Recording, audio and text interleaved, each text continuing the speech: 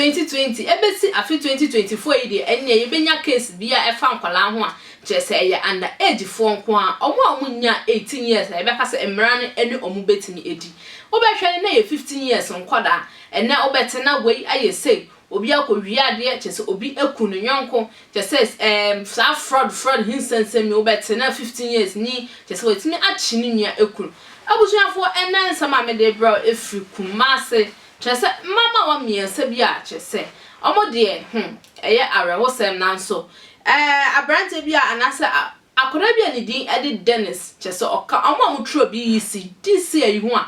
enche bia na obekọ SS abusuafo me honsem na me de bro dini na ene se Dennis ne mama we eye ndanfofo na ase akasakasa eba omuntem ema mo kon ye chese eyiya no ebaye ema ye pataye nanso ye nim bebia na mama we baaku ekita sekan enya sekan efri ye betia ne se no de sekan na awo Dennis a ebusuafo me no mo kase Dennis ahwere ne nkwan ya obi a enche bia no okọ SS1 chese free SHC okodi bia ni o ena chese mama we chese modi sekan abon abusuafo chese Dennis mami mu fie ho de eye abrosem ne mami boneni kura na osu chese obi a esu e wo fie ho mama yente report ayenye efri ho bai chakura na ewu nana ya wewu okochro ya wada school kra winya aja plan so day am si day de minye ska be 50 cedis man nko de bia na mkoch ne bo akodua ne papa akonta headmaster na be de chiri na ne papa friend no se me mfa ne mla ti me ndan me ne akora ne coach ne twene bo akodua ho no ti enu na me wa chime nkora na ye ka kire me se ya wada wa flese ya wada me fa akora ne mla enti enu na me dan ka senti me bedru fia akora no ho adwenkwa ne umiti me busa na kro ya hwehwe ne saa umuhu temte ya ne se obi a woni se kan Minyani say, Minyani Mabusian say, a bamboo was another, and not 2 days. Say, no, why not pepe? Say, across our day, untimin cono. Across 15, untimin first kind, and found will be one conisa. Yes, see, here's our bam one, and for the they say, until they say. I said, doesn't penny for next sudden. Even 15, those are your babies here. Tenicas on your command, 18 years I do. So, say, being me for 18 years, could do as I do into a crowd. Na arahusemi asie ye nunti na menua bema kwasi pon abeyen KUMASI na arahusemu ayate afri anloga junction wa sentimental dia ayesa iron best bro no so ho enya asemu amu odekura menua kwasi pon. Hello menua kwasi Nana hema mejo so yo na kwasi ade na ye hwe Angel TV so a emman panimfo atwa ajo esu ya ma kan so no sei I will some out there no abrante friend no David Usu ansa edin e Fred ofie e nana yaw wonya efie edunsia na nyame aduma ochina ya na nka okostate ni free senior high education I was in Bokodia school na fufe antwata en wodware abamo ne senti wono a na tipans tofo abayo a ye Fred Selina na bibinti memfa ne die ka ho entuja sanse onchemu etesafe no nya efie edu ensia na mentim ho asibi e ba one nana yaw entam de obia ntumi enchiremu na ne ekoba ene se no ni tipans fo mienu eka ho bra wo pesekan na wo man sekan tumi de share na taso e de wo David Usu ansen ni memfa ne se ni benkum so awore no fose ya e kana koma ho na nam so o man so adero ekodru University Hospital no access nana ya ayi na me kama approve for ya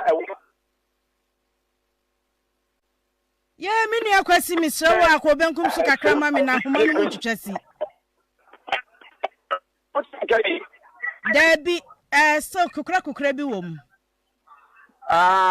okay yeah sese atom afede ye ani akwasi yenko enti bre ba se wode sekai ewo sabi ni benkum so ekọ ne kokoso de no fo ase ho benkum so ho no na otwa ehwe fom moje pram no ma wo ma odi abasa hareso apagya no de ne ko KUMASI hospital the bro kodu ho no na adokutafo ekire se waje mu dada ne senti na akwakoye agyadutwa nyame adumu a wo kyenye wo ya na kodine ni kyem wo twembo akobia senior high school here wo kumawu na ono so akose ntu aso school no so asie nanso awe ho sami na ama sei David usu ansa entumi anko school so a onka atiasefo ho na se ekoba ya sasa awe ho sami nyina asi ye de obi entumi heda enkyire mu na enam tasam no so no enkwada mi eza police force aka omu nyina no eye police so me finance defense no ye mpisa ye bedi kai ede ehun semeti ya tuja remu buso a ebuso police force and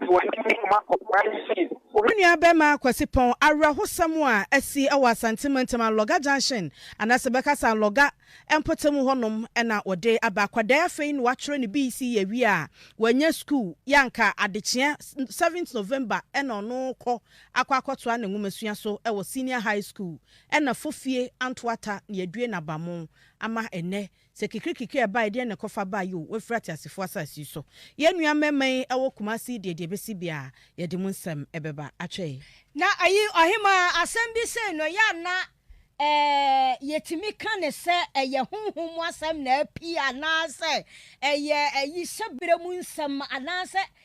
de because o dwen ho a wonti ase ayi abofra na dru baby potin a wawie junior high school a oko senior high school wa chiracha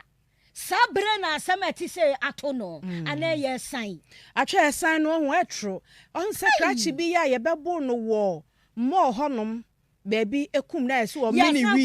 no no so tu kwan akwa brochire se ye bie phone lines se ya nanka wo beye nanka wo be free ha ababa wo ya police ni ebo ni tu okun ni maadwa wo kun ni sa maadwa so na ne papa e be fa na kwa Canada enti se u bibisi wani so a e wo sa wo hwe wo hu yie ya ugidi no som yie se bibisi wani so ba betu anamo bi wa brabo mu a e point e wo sa wo ye very careful enti sa onhwe ya na de one susu na besa ni na